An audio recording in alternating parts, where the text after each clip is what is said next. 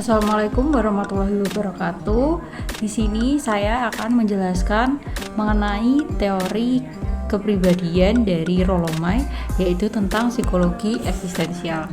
Tapi sebelumnya perkenalkan, nama saya adalah Alivia Lutfi Kurnia dengan NIM terakhir 043. Video ini disusun guna memenuhi tugas ujian akhir semester Psikologi Kepribadian 2 yang diampu oleh Ibu Nawang. Nah, kita langsung aja ke materi yang pertama, yaitu tentang biografi dari Rollo May. Nah, berikut ini adalah biografi dari Rollo May. Jadi, Rollo May itu lahir pada tahun 1909 di Ada, Ohio, Amerika. Dan minatnya pada psikologi ini dipengaruhi oleh kehidupan keluarganya yang bermasalah. Masa kecilnya yang tidak menyenangkan dengan orang tua yang tidak akur dan akhirnya bercerai, serta saudara perempuannya yang mengalami gangguan psikotik, memberikan landasan untuk pemahaman mendalamnya terhadap aspek-aspek eksistensial dalam psikologi. May menghadapi tantangan kesehatan dengan menderita tuberkulosis atau TBC yang mengharuskan dirinya menghabiskan 3 tahun di sanitarium.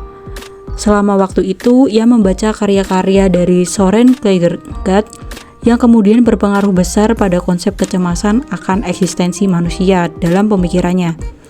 Setelah sembuh, May melanjutkan studi psikoanalisis di White Institute bersama Harry Stack Sullivan dan Eric Fromm. Penting dicatat bahwa May memiliki hubungan yang signifikan dengan teolog eksistensialis Paul Tillich selama studinya di Union Theological Seminary.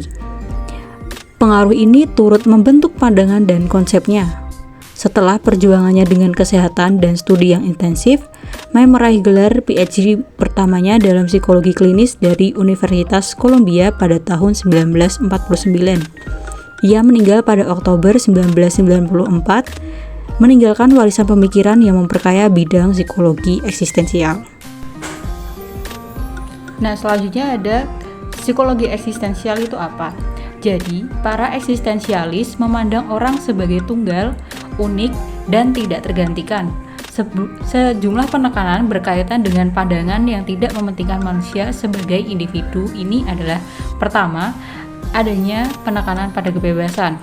Pandangan eksistensialis mengenai kebebasan, kesadaran, dan refleksi diri adalah apa yang membedakan manusia dari hewan. Yang kedua, kebebasan mencakup tanggung jawab. Seseorang bertanggung jawab akan pilihan dan tindakannya. Pada akhirnya, setiap orang bertanggung jawab terhadap eksistensinya. Yang ketiga adalah perhatian eksistensial terhadap kematian. Akhirnya adalah penekanan pada fenomenologi dan pemahaman akan pengalaman unik masing-masing individu. Kejadian dipandang dalam makna yang dimiliki individu.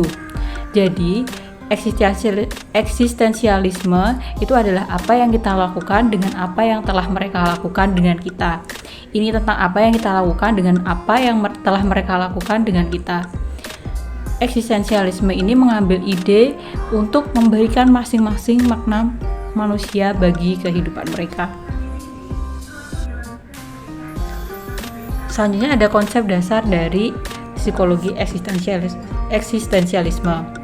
Aspek-aspek penting dalam psikologi eksistensialisme ini mencakup relasi manusia dengan lingkungan sekitar atau unwelt, hubungan dengan manusia lain atau midwelt, dan pemahaman terhadap diri sendiri atau eigenwelt.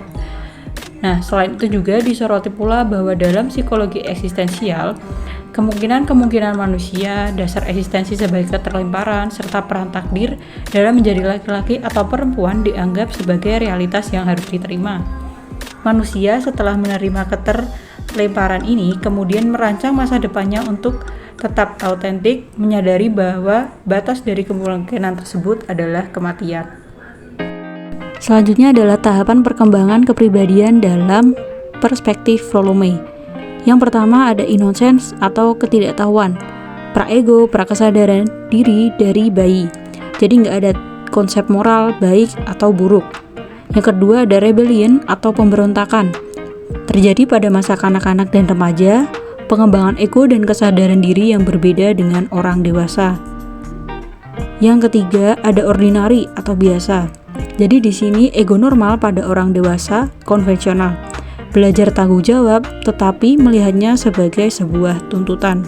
Dan yang terakhir ada kreatif, yaitu orang dewasa otentik, tahap eksistensial yang melampaui ego, di mana merupakan sebuah aktualisasi dari diri seseorang.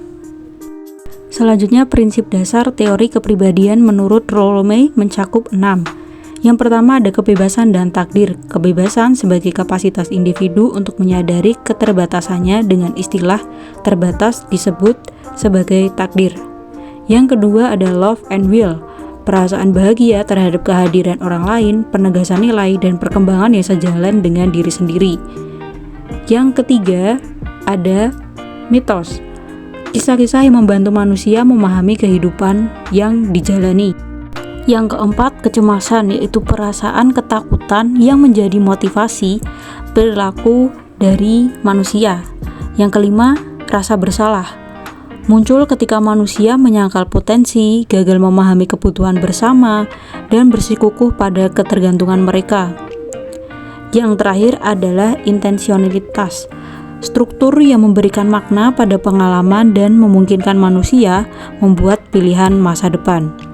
Prinsip-prinsip ini mengeksplorasi dimensi eksistensial dan psikologis individu, membantu memahami motivasi, hubungan interpersonal, dan pencarian makna dalam hidup. Nah, kita akan bahas lebih lanjut apa sih itu kebebasan dan takdir. Dalam definisi May, kebebasan adalah kapasitas individu untuk mengetahui bahwa dia adalah makhluk yang terbatas. Istilah terbatas ini kemudian oleh May disamakan dengan destiny atau takdir. Kebebasan berasal dari pemahaman mengenai takdir, sebuah pengertian bahwa kematian mungkin di momen apapun, bahwa kita adalah laki-laki atau perempuan, kita memiliki kelemahan, dan bahwa perilaku masa anak-anak akan membawa kita pada pola perilaku tertentu. Kebebasan mensyaratkan kemampuan menciptakan semua kemungkinan yang berbeda-beda dalam diri manusia, walaupun tidak begitu jelas di waktu seperti apa seseorang harus bertindak. May mengakui dua bentuk kebebasan. Yang pertama adalah kebebasan eksistensial, yaitu kebebasan untuk bertindak atau melakukan sesuatu, dan yang kedua adalah kebebasan esensial, yaitu kebebasan mengada atau freedom of being. Rolome juga mempelajari tentang bentuk cinta, love and will.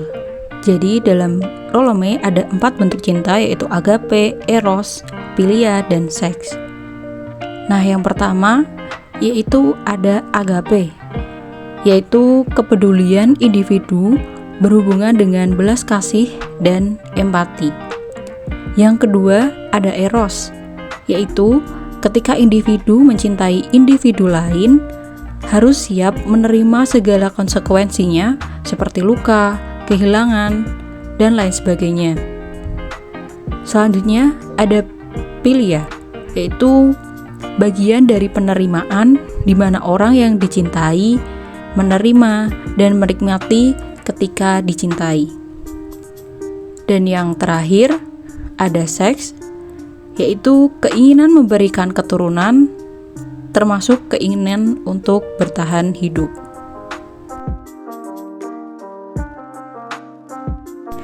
Selanjutnya ada mitos.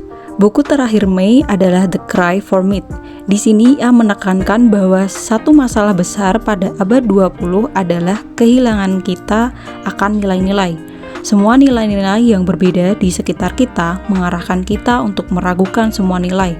Seperti yang ditekankan oleh Nietzsche, jika Tuhan mati, yaitu yang absolut hilang, maka semua hal adalah diizinkan. May mengatakan bahwa kita harus menciptakan nilai-nilai kita sendiri, masing-masing individu. Hal ini tentunya tidak mudah, sehingga kita membutuhkan bantuan. Bukan dengan paksaan, tetapi ditawarkan pada kita, untuk menggunakannya sesuai dengan keinginan kita. Memasuki mitos, cerita-cerita yang membantu kita untuk memahami kehidupan, narasi pengarah. Mitos-mitos menyerupai dimaksudkan Jung sebagai archetype, namun mitos dapat merupakan kesadaran dan ketidaksadaran kolektif maupun personal. Suatu contoh baik adalah bagaimana banyak orang hidup dengan menjalani sesuai dengan kisah dari kitab sucinya. Selanjutnya ada kecemasan. Dalam bukunya The Meaning of Anxiety, May mengklaim bahwa kebanyakan dari perilaku manusia itu dimotivasikan oleh rasa ketakutan dan cemas.